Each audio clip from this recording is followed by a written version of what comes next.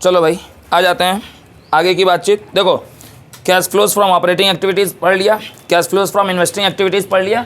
अब जो तीसरा पार्ट होता है कैश फ्लो का, जो आखिरी है, cash flows from financing activities. ठीक है, तो ये हेड मैंने डाल दिया है, मगर अगर आप कैश फ्लो का पूरा फॉर्मेट बनाएंगे तो इन्वेस्टिंग के बाद आप सी डालोगे, cash flow from financing activity बस डाल दोगे। ठीक है, क्योंकि हम इसको स्प्लिट कर रहे हैं अलग अलग पार्ट्स में। अब फाइनेंसिंग एक्टिविटी में भी कैश फ्लो कितना तरह से होगा, दो तरह से, या तो पैसा आएगा इनफ्लो या तो पैसा जाएगा आउटफ्लो। ये सारे टर्म्स यहाँ पे लिखे हुए हैं कि किन किन चीज़ों से पैसा आ सकता है, किन किन चीज़ों से जा सकता है, बस वही हमको आइडेंटिफाई करना है। Proceed from issue of shares and debentures, shares और डिवेंचर्स को इशू करके पैसा आया है, ये इनफ्लो है क्या आउटफ्लो है? इनफ्लो है, तो ये विदाउट ब्रैकेट रहेगा। ठीक है, अच्छा इसमें एक और चीज़, शेयर्स या डिवेंचर्स अगर प्रीमियम पे इशू हो रहे हैं, ठीक है, तो मान लो कि 10 लाख के शेयर्स 12 लाख में इशू हुए हैं, तो आप उस शेयर से पैसा कितना कमाए हो, 10 लाख कमाए हो कि 12 लाख कमाए हो? एक्चुअल अमाउंट, एक्चुअल तो आप 12 लाख कमाए हो ना, तो आप यहाँ पे सीधा 12 लाख डालोगे। ऐसा नहीं कि प्रीमियम के पैसे को इग्नोर कर देना है, प्रीमियम का पैसा भी तो आया ही है ना, इनफ्लो ही है ना, तो चाहे वो शेयर्स पे प्रीमियम से पैसा है, चाहे वो डिवेंचर्स पे है, वो लिखा जाएगा। Proceed from other long term borrowings, debentures के अलावा और भी कोई लॉन्ग टर्म बोरोइंग हो सकती है, जैसे पब्लिक डिपॉजिट हो सकती है, ठीक है, बैंक लोन्स हो सकते हैं, उनसे आया हुआ पैसा। इंक्रीज इन बैंक ओवरड्राफ्ट, जब हम लोग ऑपरेटिंग एक्टिविटी पढ़ रहे थे तो उसमें हम लोग ये पढ़े थे कि बैंक ओवरड्राफ्ट जो होता है वो फाइनेंसिंग एक्टिविटी में जाता है। बैंक ओवरड्राफ्ट का बढ़ना, पहले तुम्हारी बैंक की जो ओवरड्राफ्ट थी, ठीक है, वो 50,000 की थी at the beginning of the year, और एंड में हो गई है वो 70। 20,000 से बैंक ओडी बढ़ा है तुम्हारा, बढ़ने का मतलब क्या है, तुमने 20,000 रुपये बैंक से और लोन लिया है, पैसा आया है, इनफ्लो है, यानी कि बैंक ओवरड्राफ्ट का बढ़ना इनफ्लो है, तो बैंक ओवरड्राफ्ट का घटना क्या हो जाएगा, आउटफ्लो हो जाएगा। Increase in cash credit, cash credit भी आपके शॉर्ट टर्म बोरोइंग का हिस्सा होती है, वो भी, ठीक है। पेमेंट ऑफ इंटरिम डिविडेंड, अब यहां से शुरू होता है तांडव किस चीज का, पेमेंट्स का, आउटफ्लोज का। आपने इंटरिम डिविडेंड पे किया, इंटरिम डिविडेंड क्या है आपका, आउटफ्लो है, वो इन द ब्रैकेट आएगा। Payment of previous years proposed dividend, आपने प्रीवियस ईयर के प्रपोज्ड डिविडेंड को पे किया है, ये क्वेश्चन में होगा, ये आपका है आउटफ्लो। इंटरेस्ट पेड, पेड आ गया, interest paid on short term borrowings. अच्छा इंटरेस्ट रिसीव्ड जो था वो इन्वेस्टिंग का पार्ट था, कल हमने बातचीत की थी, तो जो पे कर रहे हो वो फाइनेंसिंग का होता है। आप इंटरेस्ट कब पे करोगे, जब आपने लोन लिया होगा। Interest paid on long term borrowing, long term borrowing पे भी आपने इंटरेस्ट पे किया है, आउटफ्लो है, ठीक। Interest paid on bank overdraft या सीसी मतलब होता है कैश क्रेडिट, ठीक है, वो सीसी बोतल वाला सीसी नहीं है भैया, ठीक, आउटफ्लो हो गया। और रिडम्पशन, आप रिडीम कर रहे हो, रीपे कर रहे हो, किस चीज़ को, या तो डिवेंचर्स को या तो प्रेफरेंस शेयर्स को, ये भी तुम्हारा क्या है, आउटफ्लो है, ठीक है। सारे इनफ्लो या सारे आउटफ्लोज तुमने लिख लिए, यहाँ पे लाइन खींचोगे, ठीक, उसके बाद प्लस माइनस सारा फिगर निकालोगे, यहाँ पे समथिंग एक फिगर आएगा, लाइन क्लोज करोगे, इस फिगर को बगल वाली लाइन में लिख दोगे और यहाँ पे भी अब लाइन क्लोज कर दोगे, और ये जो भी अमाउंट आएगा अगर वो पॉजिटिव है तो आप क्या लिखेंगे, नेट कैश इनफ्लो, और अगर निगेटिव है तो क्या लिखोगे, नेट कैश आउटफ्लो। फ्रॉम किस एक्टिविटी से हुआ है ये, financing activities, financing activities. Clear हो गया इतनी बात, इसको नोट कर लो। उसके बाद एक आध दो छोटी मोटी चीजें और हम देखेंगे, फिर समराइज करके खत्म करेंगे।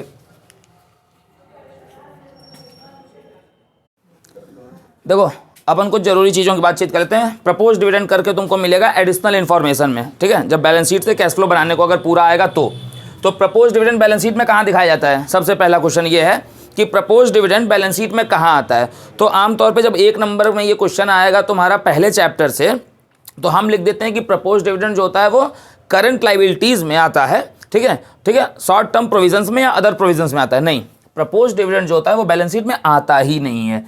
ये कहाँ पे लिखा जाता है, कहाँ शो किया जाता है, कॉन्टिंजेंट लाइबिलिटीज़ में। कॉन्टिंजेंट लाइबिलिटीज़ होती क्या हैं, ऐसी लाइबिलिटीज़ जो किसी भी चीज़ के, किसी भी इवेंट के होने या ना होने पे डिपेंड करते हैं, मे बी और मे नॉट बी वाला फंडा होता है, ठीक। ये डिविडेंड है ना, डिविडेंड आपने प्रपोज किया है कि अगली साल आप अपने शेयर होल्डर्स को डिविडेंड दोगे। डिविडेंड कब दोगे, जब प्रॉफिट होगा। अब अगर अगली साल प्रॉफिट हुआ ही नहीं तो डिविडेंड दे पाओगे क्या, इंटरेस्ट देना तो कंपल्सन है, डिबेंचर्स पे इंटरेस्ट देना तो कंपल्सन है, मगर डिविडेंड देना कंपल्सन नहीं है। तो इसीलिए ये कॉन्टिंजेंट है, ये हो भी सकता है हमारे लिए अगली साल और नहीं भी हो सकता है। फिर अगर आपको वहाँ पे एडिशनल इन्फॉर्मेशन में प्रीवियस ईयर के प्रपोज डिविडेंड का भी फिगर दिया हुआ है और करंट ईयर का भी दिया हुआ है, तो इसका ट्रीटमेंट कहाँ होगा? तो प्रीवियस ईयर वाले का ट्रीटमेंट दो जगह पे होगा। कहाँ कहाँ होगा बताओ? पहला कहाँ पे है? सबसे पहला ये है तुम्हारा नेट प्रॉफिट बिफोर टैक्स, निकालते समय इसको ऐड करना हमने पढ़ा था। पढ़ा था कि नहीं पढ़ा था? और दूसरा ये कहाँ आएगा? ये हम फाइनेंसिंग एक्टिविटी में अभी हमने फाइनेंसिंग एक्टिविटीज़ में देखा है कि ये क्या होता है, आउटफ्लो की तरह ट्रीट किया जाता है। और यहाँ पे ये क्या होता था, ऐड किया जाता था नेट प्रॉफिट बिफोर टैक्स निकालने के लिए। और जो करंट ईयर का प्रपोज डिविडेंड का फिगर है उसका ट्रीटमेंट क्या होगा कैश फ्लो में? उसका कोई भी ट्रीटमेंट नहीं होता है, उसको क्या कर दिया जाता है, इग्नोर्ड कर दिया जाता है। ठीक है, ये चीज़ याद रखने की है तुमको, ये याद रखो। उसके बाद एक और चीज़ पढ़नी है, प्रोविजन फॉर टैक्स, उसमें अमाउंट का निकालना, सारे कैसे कौन से अमाउंट आएंगे, tax made during the year कैसे निकाला जाएगा। ठीक है, तो उसके बाद हम इसको समराइज़ करेंगे, नोट कर लो इसको भी।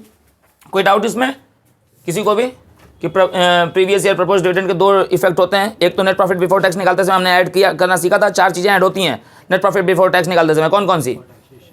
Amount transfer to reserve, propose dividend, previous year propose dividend का figure, interim dividend paid during the year, और चौथा प्रोविजन फॉर टैक्स। ठीक है, अब वही प्रोविजन फॉर टैक्स निकालना हमको पढ़ना है। वो चौथा फिगर सबसे शुरुआत तो होती है नेट प्रॉफिट बिफोर टैक्स से, मगर वो हमको पढ़ना है अब सबसे एंड में। ठीक, यानी कि वर्किंग नोट बिना किए हुए आप बाकी चीज़ों को, कैश फ्लो की शुरुआत ही कहाँ से होनी है, प्रॉपर वर्किंग नोट कंप्लीट होने से। वर्किंग नोट कंप्लीट हो गया, सब कंप्लीट हो जाना है। ठीक है, नोट कर लो इसको। देखो एंड हमारा है प्रोविज़न फॉर इनकम टैक्स का ट्रीटमेंट क्या होता है। तो प्रोविज़न फॉर इनकम टैक्स अगर प्रीवियस ईयर का फिगर जो है तो उसको हम मानते हैं कि ट्रीटेड एज टैक्स पेड। और टैक्स का पेमेंट कौन सी एक्टिविटी में तुम लिखते हो? ऑपरेटिंग एक्टिविटी में लिखते हो। कहाँ लिखते हो? बिल्कुल एंड में लिखते हो। याद आ रहा है ना, ऑपरेटिंग एक्टिविटीज़ वाले उसमें फॉर्मेट में। और अगर करंट ईयर का फिगर है, ठीक है, तो करंट ईयर का figure net profit before tax निकालते समय क्या किया जाएगा सर? ऐड किया जाएगा। और नेट प्रॉफिट बिफोर टैक्स भी कहाँ निकलता है? ऑपरेटिंग एक्टिविटीज़ के बिल्कुल स्टार्टिंग में। क्लियर है बात?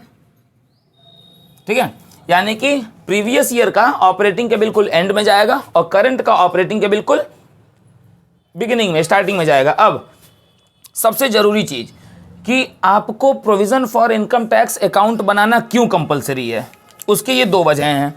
आपको ये दो चीज़ें आइडेंटिफाई करनी है, दो चीज़ें फाउंड करनी है। सबसे पहला कि आपने ड्यूरिंग द ईयर टैक्स कितना पे किया, हाउ मच अमाउंट आपने कितने का टैक्स पे किया है, या तो ये कैलकुलेट करने के लिए, और या तो दूसरा कि इस साल ड्यूरिंग द ईयर आपने कितने का प्रोविज़न मेड किया है। क्योंकि यही पैसा जो है, provision made during the year का ही जो पैसा है, ये आपका नेट प्रॉफिट बिफोर टैक्स में जाता है। यही पैसा आपका net profit before tax calculate करते समय यूज़ होता है। तो इसलिए प्रोविज़न फॉर टैक्स अकाउंट बनाना आपके लिए कंपलसरी है। अब इसको नोट करो, उसके बाद मैं बताता हूँ कि प्रोविज़न फॉर टैक्स अकाउंट बनता कैसे है और ये दोनों जो फिगर हैं असर्टेन कैसे करते हैं। Tax paid during the year का फिगर कैसे असर्टेन करते हैं और provision made during the year का फिगर हम कैसे असर्टेन कर सकते हैं। ठीक है, तो चलो इसको जल्दी से नोट कर लो, फिर उसके बाद आगे बताता हूँ। चलो भैया, क्वेश्चन ऊपर है मगर उस क्वेश्चन पे हम बाद में आएंगे। सबसे पहले तो हम ये जान लें कि provision for income tax account बनता कैसे है। ठीक है, तो provision for income tax account basically क्या है? एसेट है कि लायबिलिटी है? लायबिलिटी है। करंट लायबिलिटी है कि नॉन करंट लायबिलिटी है? करंट लायबिलिटी है। ठीक है, अब प्रोविज़न फॉर इनकम टैक्स जो है वो करंट लायबिलिटी है और लायबिलिटीज़ का ओपनिंग बैलेंस हमेशा क्या होता है? डेबिट की क्रेडिट? क्रेडिट होता है। ठीक है, तो जो ओपनिंग बैलेंस होगा वो क्रेडिट में होगा। ओपनिंग बैलेंस को हम क्या बोलते हैं? बैलेंस BD बोलते हैं। तो वो हमको कहाँ लिखना है? क्रेडिट में लिखना है। ठीक है, ओपनिंग बैलेंस हमको क्रेडिट में लिखना है। ये हमारा हो गया ओपनिंग बैलेंस। और क्लोजिंग बैलेंस कहाँ लिखा जाएगा? डेबिट साइड में। यानी कि क्लोजिंग बैलेंस के लिए हम क्या वर्ड यूज़ करते हैं? बैलेंस CD यूज़ करते हैं। तो क्लोजिंग बैलेंस हम डेबिट में एंड में एकदम लिखेंगे। ठीक है, क्लोजिंग बैलेंस। अब अगर ये लेजर क्लोज्ड है, जैसा कि क्वेश्चन में फिगर गिवन अगर है, तो इसका मतलब ये लेजर क्लोज्ड है। लेजर अगर ये क्लोज्ड है तो CD लिख देने का मतलब कि लेजर बैलेंस कर किया जा चुका है। अब दो चीज़ें हमको जो असर्टेन करनी थी, या तो हमने इस साल टैक्स कितना पे किया वो, और या तो प्रोविज़न कितने का बना वो। तो एक चीज़ क्वेश्चन में गिवन रहेगा, दूसरा कुछ एक निकालना रहेगा। जैसे कुछ क्वेश्चंस में दे देगा कि टैक्स कितना पे किया और provision made during the year निकालो, या दे देगा कि provision made during the year का फिगर दे देगा और टैक्स कितना पे किया ये निकालो। ठीक, तो बस तुम ये जान लो कि अगर टैक्स पेड दे दिया है तो वो किधर लिखा जाएगा, वो डेबिट साइड में लिखा जाएगा टू बैंक टैक्स पेड। जो भी क्वेश्चन में अगर टैक्स पेड गिवन है तो उसका फिगर यहाँ नोट कर लो, फिर डेबिट जोड़ो, जो फिगर यहाँ पे आए उस फिगर को यहाँ लिखो, क्रेडिट में से उतना फिगर माइनस करो, जो डिफरेंस हो जाएगा वो बैलेंसिंग फिगर हो गया। और इसका मतलब क्या हो गया, by statement of profit and loss account खोलेंगे, किस चीज़ के लिए, बैलेंसिंग फिगर के लिए।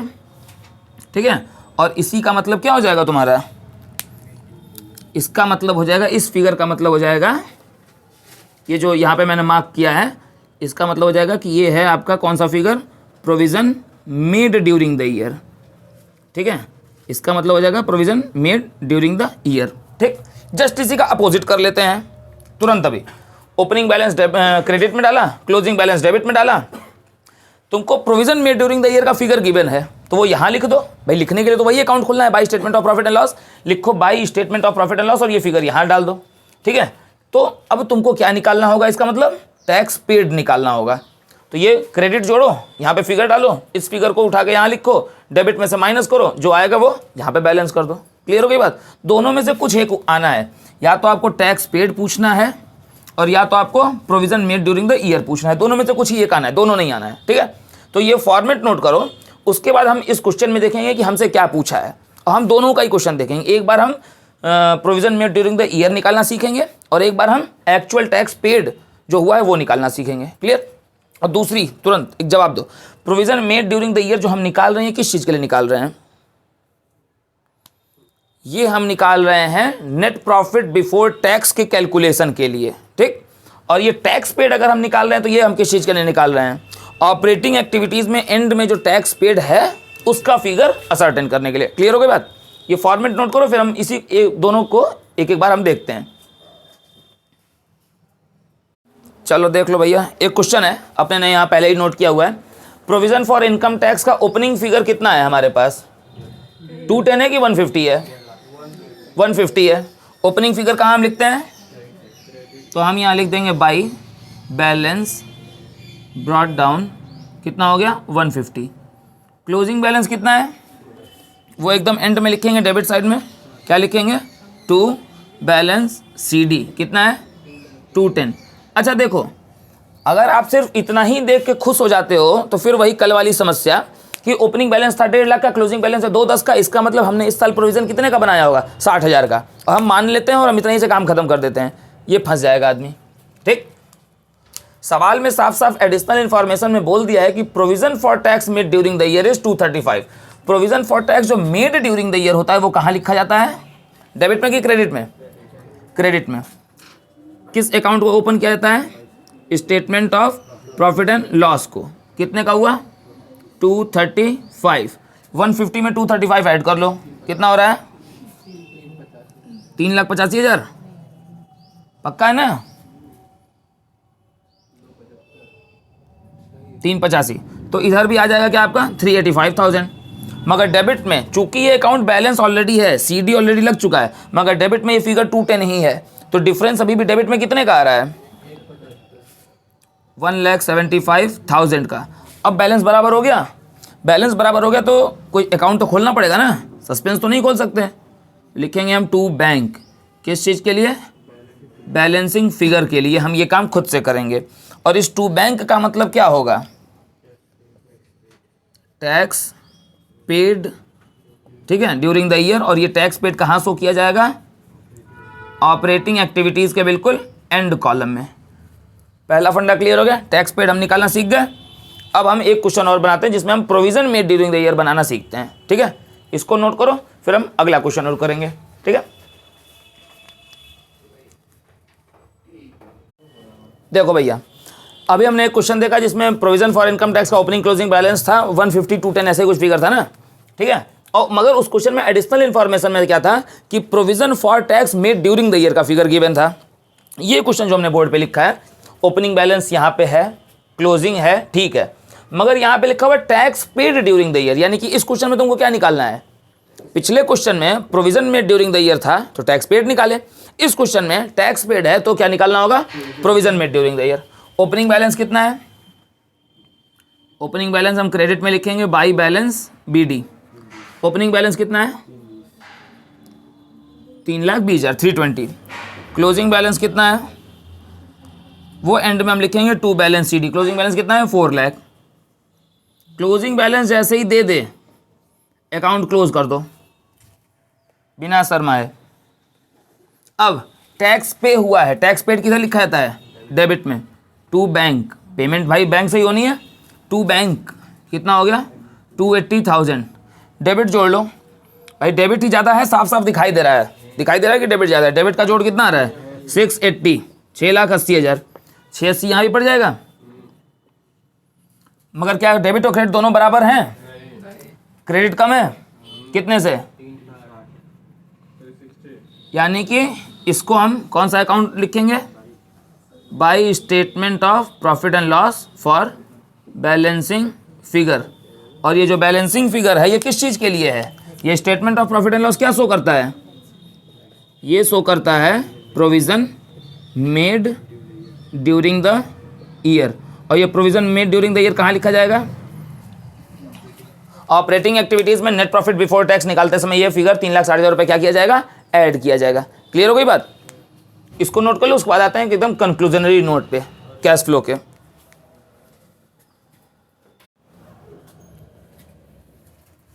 देखो भैया ये है कैश फ्लो स्टेटमेंट का कंक्लूजन, और मैं इधर से साइड आ जा रहा हूँ, यहाँ से पूरा तुमको दिखाई देता रहे। तो कैश फ्लो स्टेटमेंट में एक्टिविटीज़ कितनी होती हैं, 3, ऑपरेटिंग, इन्वेस्टिंग, फाइनेंसिंग। आप अगर पूरा फुल स्टेटमेंट बनाने को आता है तो आप ऊपर हेडिंग डालोगे cash flow statement. Point number 1 cash flow from operating activities, थोड़ा सा छोटा छोटा लिखा हुआ है तो उसको आपको जूम करना पड़ेगा, ठीक है। अब आप ऑपरेटिंग एक्टिविटीज़ में शुरुआत कहाँ से करते हो, नेट प्रॉफिट बिफोर टैक्स को कैलकुलेट करने से, ठीक है। आप इसको शुरू करते हो नेट प्रॉफिट बिफोर टैक्स को कैलकुलेट करने से। नेट प्रॉफिट बिफोर टैक्स आपने कैलकुलेट कर लिया, आपने उसका फिगर यहाँ लिख दिया। अगला हेड आप डालते हो adjustment for non cash and non operating items, ठीक। अब नॉन कैश और नॉन ऑपरेटिंग आइटम्स में जब एडजस्टमेंट की बारी आती है तो उसमें 2 काम करते हो, कौन कौन सा, नॉन कैश और नॉन ऑपरेटिंग एक्सपेंसेस को ऐड करते हो और नॉन कैश और नॉन ऑपरेटिंग इनकम्स को माइनस करते हो। तो जो ऐड होगा वो यहाँ लिखेंगे और जो डिडक्ट होगा माइनस होगा उसको इन द ब्रैकेट लिखेंगे, ठीक है। इससे जो रिजल्ट आता है, अब लाइन क्लोज यहाँ पे हो जाएगी, इससे जो रिजल्ट आएगा उस रिजल्ट को हम क्या कहते हैं, operating profit before working capital change कहते हैं, ठीक। फिर उसमें करंट लायबिलिटीज़ का बढ़ना और करंट एसेट्स का घटना, ये दोनों ही चीज़ें ऐड होती हैं, और करंट लायबिलिटीज़ का डिक्रीज़ होना और करंट एसेट्स का इंक्रीज़ होना, ये दोनों ही चीज़ें माइनस होती हैं, ठीक है। तो अब जो ऐड होने की चीज़ है वो आप उन सारी आइटम्स को विदाउट ब्रैकेट लिखोगे और जो डिडक्ट होने की है उन सबको आप इन द ब्रैकेट लिखोगे। इतना करने के बाद फिर आप यहाँ पे लाइन क्लोज कर दोगे, यानी कि ये फिगर प्लस ये माइनस ये, इन तीनों फिगर्स को आप करोगे तो आपका जो एंड रिजल्ट आएगा उसको क्या कहेंगे, कैश जनरेटेड फ्रॉम ऑपरेशंस। उसमें से टैक्स पेड को तुमको क्या करना है, माइनस कर देना है, ठीक है, in the bracket tax paid. तो एंड रिजल्ट अब जो आएगा वो या तो पॉजिटिव होगा तो निगेटिव होगा। पॉजिटिव होगा तो तुम लिखोगे नेट कैश इनफ्लो, निगेटिव होगा तो लिखोगे नेट कैश आउटफ्लो। ये टैक्स पेड वही है जो अभी अभी हमने सीखा है प्रोविजन फॉर टैक्स अकाउंट में, ठीक है। नेट कैश इनफ्लो या net cash outflow from operating activities, ये तुम्हारा आ जाएगा ऑपरेटिंग एक्टिविटीज़ से नेट कैश इनफ्लो या आउटफ्लो। ये तुम यहाँ लिखोगे, इस लाइन को यहाँ पे क्लोज करोगे और इस फिगर को ऑपरेटिंग एक्टिविटीज़ का अल्टीमेट फिगर, ठीक है, आपकी एंड वाली लाइन में आएगा। फिर पॉइंट बी डालोगे cash flow from investing activity. Investing activity में 2 ही चीज़ें होती हैं, या तो इनफ्लो होगा, inflow from cell proceed of fixed asset, FA का मतलब है फिक्स्ड एसेट, और आउटफ्लो होगा, आउटफ्लो कैसे होगा, परचेज ऑफ फिक्स्ड एसेट। तो अगर इनफ्लो होगा तो वो विदाउट ब्रैकेट, और अगर आउटफ्लो होगा तो वो इन द ब्रैकेट। क्लोज कर दो, आपको एंड रिजल्ट मिल जाएगा नेट कैश इनफ्लो या net cash outflow from investing activities, ठीक है। वो जो भी फिगर यहाँ पे मिलेगा फिर यहाँ पे लाइन क्लोज करोगे क्योंकि आपकी इन्वेस्टिंग एक्टिविटी खत्म हो गई। जैसे ही कोई एक एक्टिविटी खत्म होगी उस लाइन को क्लोज किया, इस चीज़ को आप दोबारा से इन्वेस्टिंग का भी फिगर यहाँ लिख दोगे, यानी कि ये जो ऊपर वाला फिगर है, ये जो फिगर है ये ए का अल्टीमेट रिजल्ट है, ये जो फिगर है ये बी का अल्टीमेट रिजल्ट है। फिर आ जाओगे तुम फाइनेंसिंग पे। फाइनेंसिंग में भी इनफ्लोज कैसे कैसे होते हैं वो हम पढ़ चुके हैं, आउटफ्लोज कैसे कैसे होते हैं वो भी हम पढ़ चुके हैं। तो जो इनफ्लोज है वो विदाउट ब्रैकेट, जो आउटफ्लोज है वो निगेटिव फिगर है वो इन द ब्रैकेट। क्लोज करोगे आपको एंड रिजल्ट मिल जाएगा पॉजिटिव या नेगेटिव, उसको लिख दोगे नेट कैश इनफ्लो या net cash outflow from financing activities. ये सी का अल्टीमेट फिगर आ गया, सी का जो अल्टीमेट फिगर आया उसको एंड वाले कॉलम में लिख दोगे, ठीक है। अब ये जो तीनों ही फिगर तुम्हारे आए, ए बी और सी का जो तीनों, ठीक, उसके बाद अब आखिरी वाले कॉलम में जो मूल अमाउंट का एक्चुअल कॉलम है उसको तुम्हें क्या करना है, फिर यहाँ पे एक और लाइन खींच देनी है। ए प्लस बी प्लस सी तीनों को आपको क्या करना है, ऐड करना है, यानी कि ए का फिगर अल्टीमेट ए का फिगर, अल्टीमेट बी का फिगर, अल्टीमेट सी का फिगर, तीनों को आपको यहाँ लिखना है। और इस फिगर को कहते क्या है अब ये जानो, बाकी तो मैंने बोर्ड पहले से भर दिया था, अब ये मैं अब बता रहा हूँ। इस फिगर को, जो ये फिगर आया है, इसको कहते क्या है, इस फिगर को कहते हैं नेट कैश जनरेटेड। अगर पॉजिटिव आया तो जनरेटेड और निगेटिव आया तो यूज्ड इन, ठीक है, during the year, during the year, साल भर के दरमियान या तो इतना कैश हम जनरेट कर पाए हैं सारी एक्टिविटीज से, या इतना कैश यूज़ किए हैं पॉजिटिव या नेगेटिव के हिसाब से। अभी बात यहाँ ख़त्म नहीं होती है, अब आपको उसमें ऐड करना है। ऐड क्या करना होता है आपको उसमें, ठीक, opening balance of cash and cash equivalent, cash और कैश इक्विवेलेंट का ओपनिंग फिगर आपको ऐड करना होता है। और कैश और कैश इक्विवेलेंट में क्या क्या आएगा, cash in hand, cash at bank, marketable securities, current investment, cheque in hand, cheque at bank, ठीक है, cheque and draft in hand, ये सब तमाम 5-6 चीज़ें हमने नोट की हुई थी। ये जो ओपनिंग बैलेंस है, ओपनिंग बैलेंस हमेशा बैलेंस शीट में आपको करंट एसेट्स में मालूम होगा। इस ओपनिंग बैलेंस को तुम यहाँ ऐड करोगे, ठीक है, यहाँ पे फिर पूरी लाइन फिर क्लोज करोगे। इन दोनों को जोड़ने से जो यहाँ पे रिजल्ट आएगा, ये रिजल्ट तुम्हारे किसके बराबर होना चाहिए, ये बैलेंस अपने आप क्वेश्चन में जो क्लोजिंग बैलेंस गिवन होगा कैश और कैश इक्विवेलेंट का, उसके बराबर होना ही चाहिए, नहीं तो क्वेश्चन गलत है, तुमने सॉल्यूशन गलत लगा दिया। इस बैलेंस को क्या कहेंगे, इस बैलेंस को हम कहेंगे, देखो ये आ रहा है ना फ्रेम में, इसको देखो कैमरे फ्रेम में आ रहा है ना, ये and line, closing balance of cash and cash equivalent. अब जरूरी चीज जान लो, तुमने इतनी मेहनत की, फिर ओपनिंग जोड़ा तो क्लोजिंग आया, और क्लोजिंग अगर सही आ गया तो तुम कॉन्फिडेंट हो गए कि 6 नंबर मिल गए, ठीक। तो एक ट्रिक समझो कि क्लोजिंग बैलेंस और ओपनिंग बैलेंस के फिगर को आपस में डिफ्रेंशिएट कर लो, और वो जो डिफरेंस आए उसी डिफरेंस का जो नेट फिगर होना चाहिए वो ए बी सी को जोड़ के वही आना चाहिए, ठीक। यानी कि मान लो कैश और कैश इक्विवेलेंट का ओपनिंग फिगर है 1 लाख और क्लोजिंग है 120, ठीक। तो तुम्हारा इन तीनों एक्टिविटीज़ का समेसन, ए प्लस बी प्लस सी का समेसन कितना आना चाहिए, 20,000 आना चाहिए, क्योंकि ये तीनों जोड़ के जब यहाँ 20 आएगा ये वाला फिगर, फिर उसी में 1 लाख जोड़ोगे तभी तो ये 120 आएगा ना, समझने की बात है। तो इन तीनों फिगर्स को आप जोड़ के आंसर निकालिए, उससे ज़्यादा ईजी है आपको बोर्ड्स में करने के लिए कि हम क्या कर लें, क्लोजिंग और ओपनिंग को डिफ्रेंशिएट कर लें, जो उसका फिगर हो उस फिगर को हम क्या कर लें, हम कोशिश करें कि हमारा मतलब ऐसे हमने मन में आइडिया हमारे बैठ गया कि हमारा एंड रिजल्ट तीनों एक्टिविटीज़ का कितना आना चाहिए, 20,000 आना चाहिए। आ गया, इसका मतलब क्वेश्चन सही, 6 नंबर मिल गए, ठीक। तो भैया ऑफलाइन और ऑनलाइन पढ़ाई के साथ साथ रिवीजन अकाउंटेंसी का प्रॉपर 80 मार्क्स की पूरी पढ़ाई जो है कंप्लीट हो गई है। तो काफ़ी लेट भी हो गया है, ठीक। तो बाकी आगे अब देखते हैं कि आगे हम लोग ऑनलाइन में क्या कर सकते हैं। ऑफलाइन में तो हमारा सैम्पल पेपर चलता रहेगा, ठीक है। तो इसके हिसाब से मैं अभी साइड हट जा रहा हूँ, इसका स्क्रीनशॉट लेना हो, जो भी करना हो वो सारे बच्चे कर लेंगे। तो आज की हमारी आपकी बातचीत हम सबकी यहीं पे ख़त्म होती है। आप सभी का पेपर बहुत बढ़िया हो, ठीक है। ऑल द बेस्ट, जय हिंद।